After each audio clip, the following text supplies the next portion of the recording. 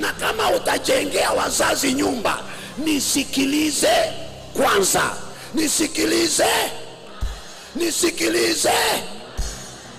Usipopokea hii, inaingia kwa runinga.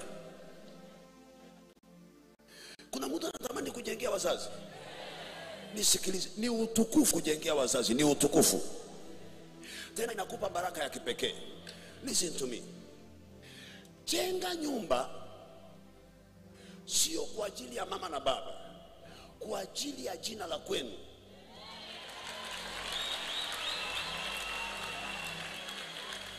Na usiniambie mamangu amezeeka atakufa hivi karibuni, babangu amezeeka atakufa hivi karibuni.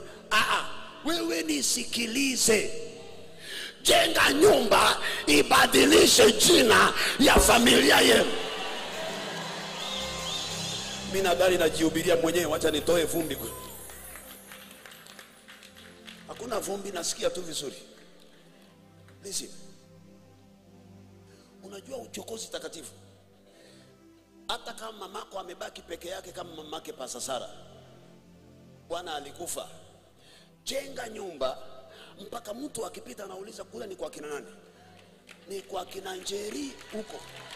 Hawataji mamako, wanakutaja. Hawataji baba. Imagine wewe ni mke na umejenga nyumbani na hawataji ndugu zako, wanasema huko ni kwa kina huyo msichana tunaongea juu yake. Hapo hiyo mabati unaona, hizo tiles unaziona, hiyo boma inakaa kama ya cabinet secretary. Yes! Tikisha mtu mwambie ujenge.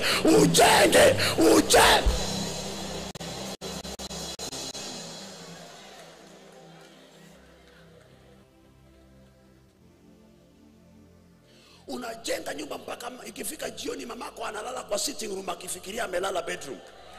Maana kiti ni soft.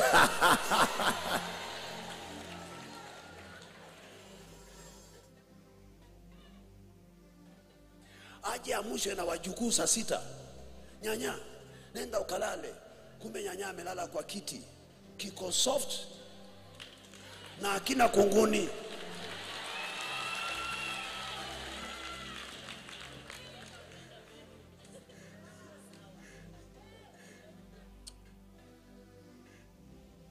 Mimi nitakuambukiza roho hata kama hauna. Wewe haukuja kutalii chini ya jua, haukuja matembezi. Mtu ananielewa?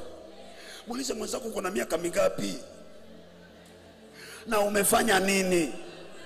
Ulikuja kunitembelea chini ya jua wewe?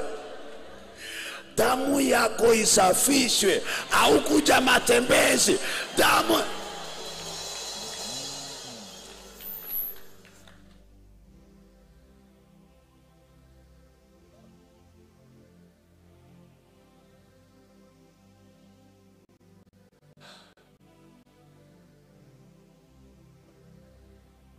Watu wenye akili hawafurahii wakipanda ndege, sababu ndege ni chombo cha kusafirisha mtu haraka, haina starehe. Wenye akili hawafurahii, wanasema nimesafiri haraka. Wasio na akili huwa wanashinda wakipiga picha wakiwa kwa airport.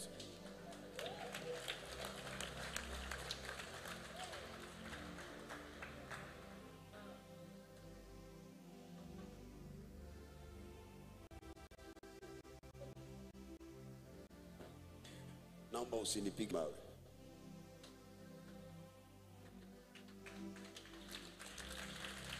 Hilo neno hata kama ni kali, naamini kuna mtu hilo neno ni lake.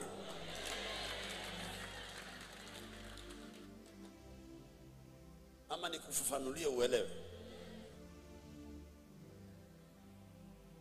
Ndege, gari ni sawa na pikipiki, ni sawa na baiskeli. Nitakuelezea, wacha hasira.